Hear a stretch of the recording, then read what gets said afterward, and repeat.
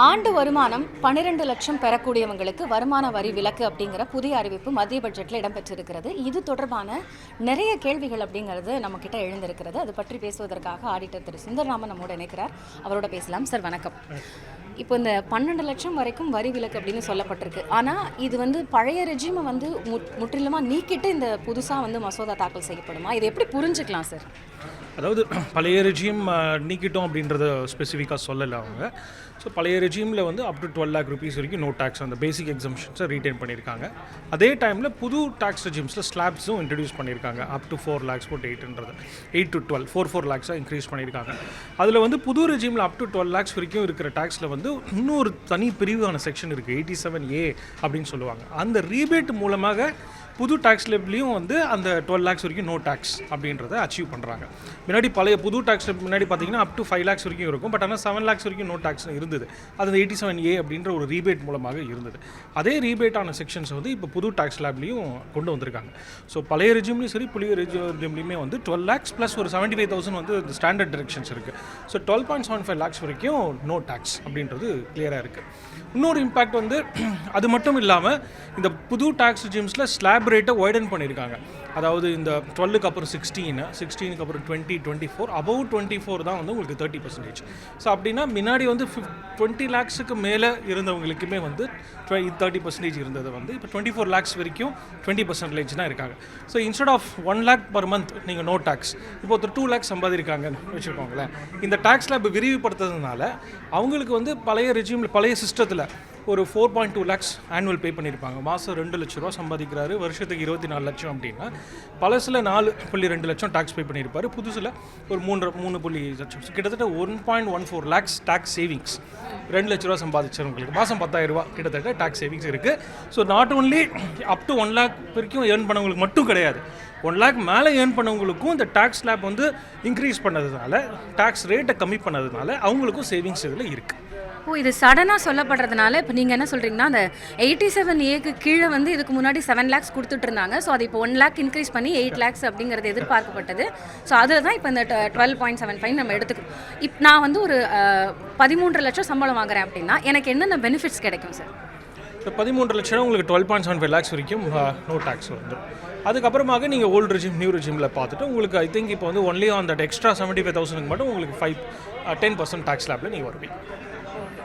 So இது ஒட்டுமொத்தமாக இந்த பட்ஜெட் எதிர்பார்ப்பு அப்படிங்கிறது ஒரு சேலரிட் எம்ப்ளாய்டு இல்லாமல் சாமானிய மக்களுக்கான ஒரு எதிர்பார்ப்பை பூர்த்தி. அதாவது முன்னாடி இதுக்கு முன்னாடி 7 lakhs அப்படின்னா கிட்டத்தட்ட மாதம் நீங்கள் ஒரு 55,000 ரூபா வரைக்கும் சம்பாதிச்சவங்களுக்கு நோ டேக்ஸ்ன்றது இனிலேருந்து அடுத்த வருஷத்துல ஏப்ரல்லேருந்து 1 லட்ச ரூபா டபுள் வரைக்கும் நோ டேக்ஸ். ஸோ நீங்கள் இது வரைக்கும் அதனால் உங்களுக்கு கிட்டத்தட்ட ஒரு ஈஸிலி 50,000 to 60,000 டேக்ஸ் சேவிங்ஸ் இருக்குது. ஸோ இந்த 50,000 to 60,000 நீங்கள் உங்களுக்கு நீங்கள் எதர் சேமிக்கலாம். அது முக்கியமாக தேவையில்லாமல் செலவு பண்ணாமல் இது ஒரு நல்ல ஒரு ஆப்பர்ச்சுனிட்டியாக நம்ம மிடில் கிளாஸ் பீப்புள்ஸ் எல்லாருமே அதை யூஸ் பண்ணி அதை நான் டேக்ஸ் பிடிச்சதை நான் ஆர்டியில் போட்டுடுறேன்.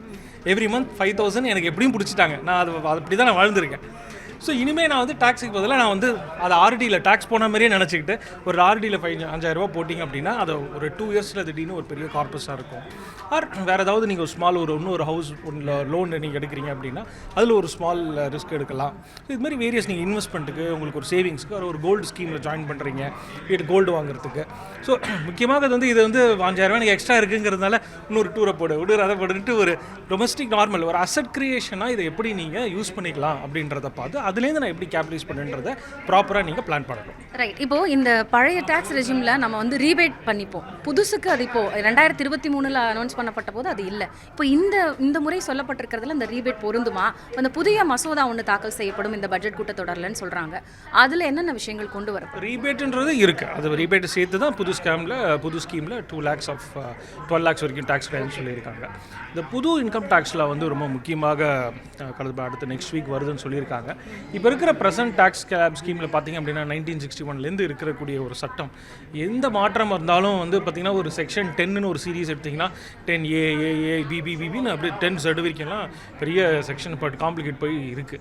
ஸோ அதனால் நாட் ஓன்லி தட் லாங்குவேஜ் ஒரு செக்ஷனை படிக்கிறோம் அப்படின்னா அது பார்த்தீங்கன்னா ப்ரொவிசோ எக்ஸ்ப்ளனேஷனை போட்டு நிறைய இங்கிலீஷை விட்டுருவாங்க. இது இப்போ நார்மலாக ஒருத்தர் பேசிக்காக படிக்கிறவங்களுக்கு புரியணும் அப்படின்னா சிம்பிளிஃபிகேஷன் ப்ராசஸ் ஆல்சோ இப்போ நியூ டாக்ஸ் ரெஜிமில் டாக்ஸிங் த கிராஸ்ன்னு சொல்லுவோம். அதாவது 10 lakhs ஏர்ன் பண்ணுறேன் 10 lakhs டேக்ஸு.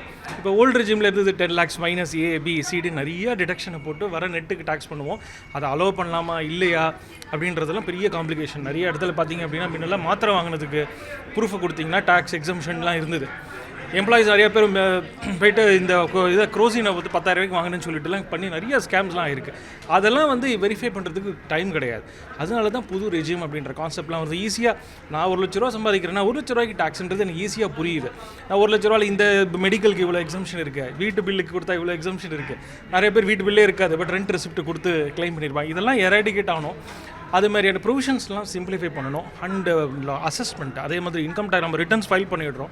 அதுக்கப்புறம் நிறுவனங்கள் வந்து இன்கம் டேக்ஸ் வருமான அதிகாரிகள் வந்து அதை வெரிஃபை பண்ணி அதை ஆர்டர்ஸ்லாம் பாஸ் பண்ணுறாங்க இல்லையா, அதோட நிறைய சிம்பிளிஃபிகேஷன் ப்ராசஸ் அதில் வந்து தேவைப்படுது. இப்போ நான் ஃபைல் பண்ணிவிட்டு ரீஃபண்ட் எனக்கு உடனே வரணும். அதுமாதிரி எது மாதிரியான நேரத்தில் நீ வந்து எனக்கு கொஷின் பண்ணலாம், எது மாதிரி நேரத்தில் கொஷின் பண்ண முடியாது. திடீர்னு 4 ரிட்டர்ன் ஃபைல் பண்ணிவிட்டு 4 வருஷம் ஆயிருக்கும். 4 வருஷம் கழிச்சு எனக்கு ஒரு நோட்டீஸ் வரும். அந்த டைமில் நீ ஏதோ ஒன்று பண்ணியிருக்க, அதுக்கு இப்போ வீடு விற்றுருக்கா நான் காட்டலை அப்படின்றது. இதுக்கு ஒரு லிமிடேஷன் பீரியட் இருக்கணும், 2 years அது மாதிரி. ஸோ இது மாதிரியான நிறைய சட்ட திருத்தங்கள் வந்து சிம்பிளிஃபிகேஷன்ஸ் தேவைப்படுது வருமான வரி சட்டத்தில். ஏன்னா நம்ம வந்து சேலரி கிளாஸுங்கும் போது ஒரு செக்மெண்ட் ஆஃப் சேலரியோட லா மட்டும் தான் பார்க்குறோம். பட் அதில் வந்து கேபிட்டல் கெயின்ஸ், வீடு விற்றா என்ன வரி, நீ ஒரு பிஸ்னஸ் சம்பாதிக்கிற, லாபம் சம்பாதிக்கணும், அந்த லாபத்தை எப்படி கம்ப்யூட் பண்ணணும், அதுக்கு என்னென்னலாம் வரி விலக்கெல்லாம் இருக்குது அப்படின்றது ரூல்ஸ் நிறையா இருக்குது. ஸோ இதெல்லாம் சிம்பிளிஃபை பண்ணுறதுக்கான ஒரு எஃபெக்டிவ் லா, நம்மளுக்கு சிம்பிளிஃபைடு லா ஒரு தேவைப்படுது. இந்த டைரக்ட் டாக்ஸ் கோடு வந்து கண்டிப்பாக அதை வந்து கொடுக்கும் அப்படின்னு நினைக்கிறேன். நன்றி சார். அதாவது ஒட்டுமொத்தமாக வருமான வரி கணக்கை வந்து எளிமையாக்கக்கூடிய வகையில் வந்து இந்த பட்ஜெட்டில் இது அறிவிப்பு வெளிவந்திருக்கு அப்படின்னு சொல்லியிருக்கீங்க. மிக்க நன்றி சார். இந்த பட்ஜெட்டை பொறுத்த வரைக்கும் வருமான வரி விலக்கு அப்படிங்கிறது 12,75,000 அப்படிங்கிற விலக்கு வந்து இனிமேல் கிடைக்கும். அது ஏற்கனவே இருக்கக்கூடிய அந்த டேக்ஸ் ரிபேட் அப்படிங்கிற அந்த ஸ்லாபுக்கு கீழே 87A கீழே இது வரும் அப்படிங்கிற ஒரு விளக்கத்தையும் வந்து ஆடிட்டர் திரு சுந்தரராமன் கொடுத்திருக்கிறார்.